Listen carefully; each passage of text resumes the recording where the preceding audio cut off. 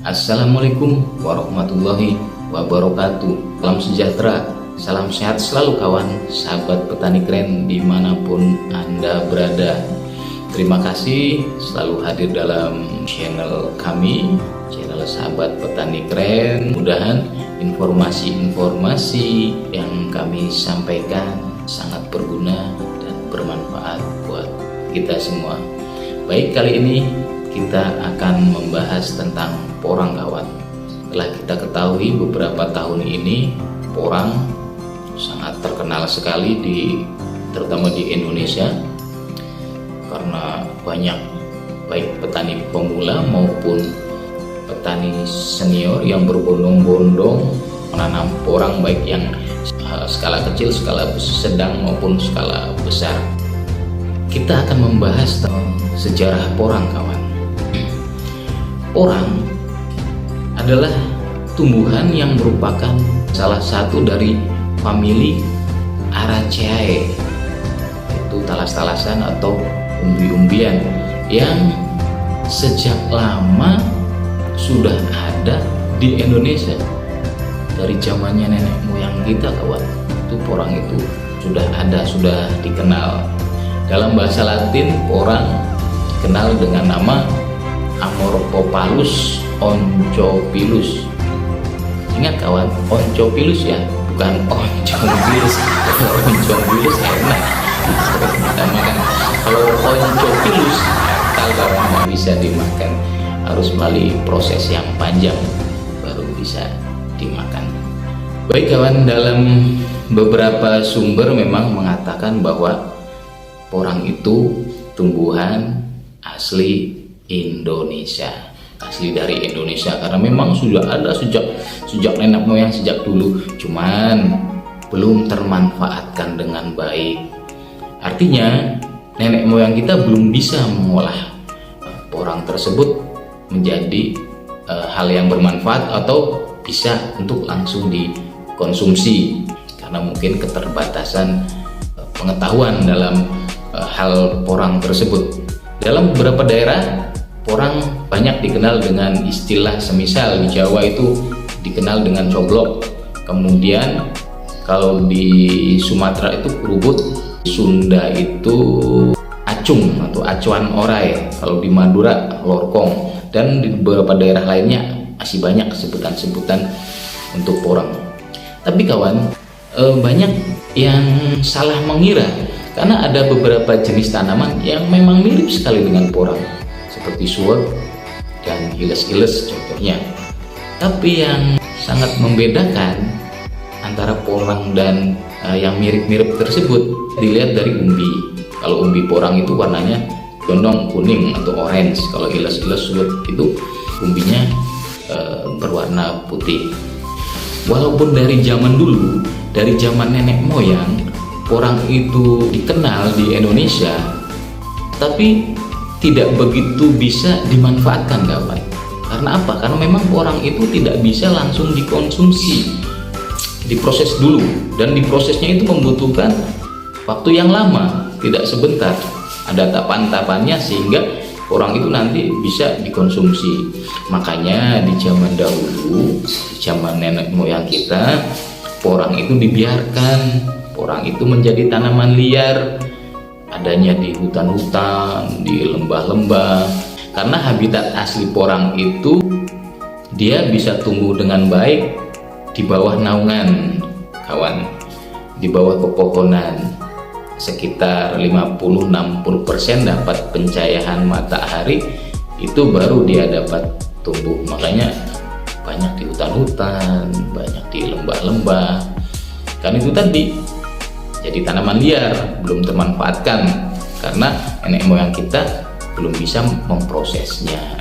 Porang mulai bisa dimanfaatkan itu ketika Jepang menduduki Indonesia kawan, di tahun 1942, di zaman Perang Dunia Kedua. Begitu pasukan tentara Jepang menduduki Indonesia, Belanda kalah perang, Belanda terusir. Dari situlah cikal bakal orang mulai bisa dimanfaatkan di Indonesia. Begitu tentara Jepang menduduki Indonesia, mereka mulai berkeliling. Ketika melewati hutan-hutan, melewati lembah, melalui perkebunan yang rimbun-rimbun, mereka melihat porang ini, kawan. Oh, ini kan tanaman yang di Jepang, di negaranya itu sangat bermanfaat sekali, ya kan? Bisa dibuat makanan, bisa dibuat mie dan sebagainya. Makanya tentara Jepang langsung mengumpulkan orang-orang pribumi dan tentara-tentara pribumi untuk mencari porang itu di hutan-hutan, di lembah-lembah untuk mereka konsumsi. Karena pada waktu itu ada segi positifnya juga, kawan. Tentara Jepang waktu itu melatih pribumi orang Indonesia menjadi tentara, kawan.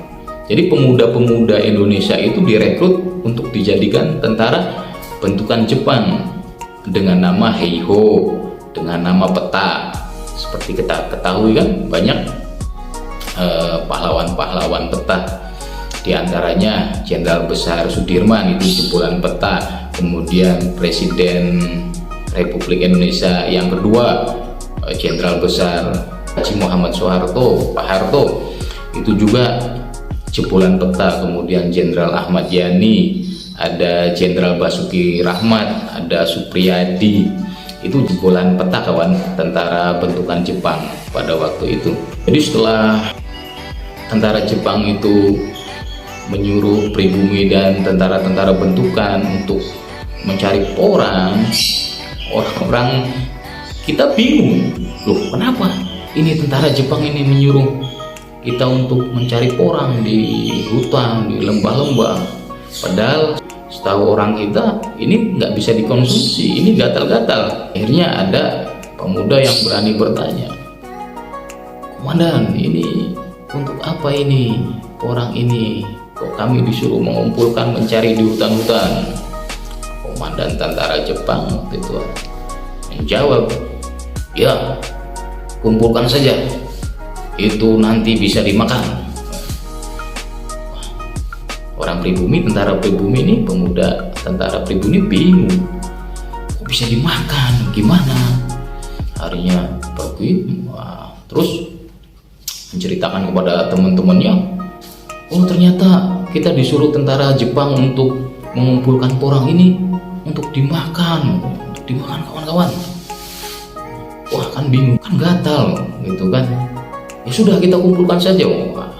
Akhirnya pribumi dan tentara pribumi semangat untuk mencari porang di hutan-hutan, karena mereka ingin tahu, ya kan, biar orang Jepang itu makan nanti bibirnya kotor, bibirnya karena gatal sih. Begitu sudah dapat banyak dikumpulkan, kemudian sama tentara Jepang diolah untuk dikonsumsi. Keesokan harinya itu baris per baris latihan militer, dilihat sama tentara pribumi, oh, tentara Jepang habis makan porang kok nggak apa-apa, kok bibirnya nggak doer-doer, bibirnya nggak contor. Udah besoknya lagi, kok nggak apa-apa ya gitu kan. Oh, malah tambah sehat tentara Jepang ini setelah mengkonsumsi porang, malah tambah semangat. Malah tambah bingung tentara pribumi, orang pribumi bingung, kok bisa ya. Nah, sayangnya pada waktu itu proses untuk mengolah porang agar bisa dikonsumsi itu tidak secara spesifik diajari oleh tentara Jepang. Itu, kawan, sangat disayangkan sekali. Jadi orang pribumi, tentara pribumi hanya disuruh mengumpulkan porang itu dari hutan, dari lembah-lembah, kemudian diserahkan ke tentara Jepang. Cuman itu, kawan, artinya tidak dikasih tahu cara untuk mengolahnya. Itu yang sangat disayangkan sekali, kawan. Akhirnya ya tentara pribumi dan orang pribumi kita akhirnya tetap tidak bisa untuk langsung mengkonsumsi itu porang, tidak tahu cara prosesnya bagaimana sehingga porang itu dapat dikonsumsi, karena itu dirahasiakan oleh tentara tentara Jepang. Kemudian setelah Perang Dunia Kedua hampir berakhir dengan kekalahan Jepang oleh tentara sekutu, maka kemudian tentara Jepang kembali ke negaranya di tahun 1945. Makanya di saat itu kesempatan oleh tentara pribumi, oleh tokoh-tokoh pergerakan kemerdekaan Indonesia, diantaranya Bung Karno, Bung Hatta, dan kawan-kawannya.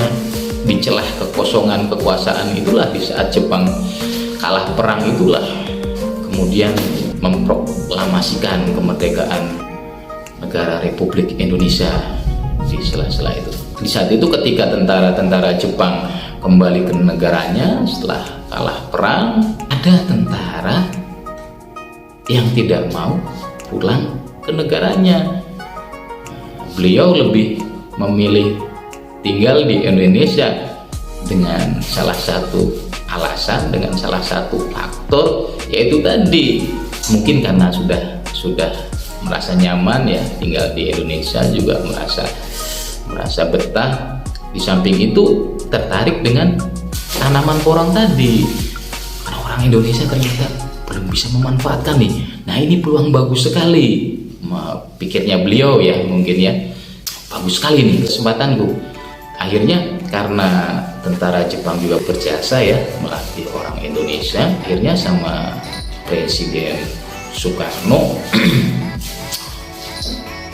diperbolehkan gabung dengan tentara Indonesia, diberikan warga kenegaraan Indonesia. Ya, bagaimanapun memang berjasa juga, ada jasanya juga. Orang Jepang yang berjasa juga di saat proklamasi kemerdekaan itu ada itu Laksamana Maeda, itu turut andil, turut berjasa dalam melancarkan proses proklamasi kemerdekaan negara Republik Indonesia.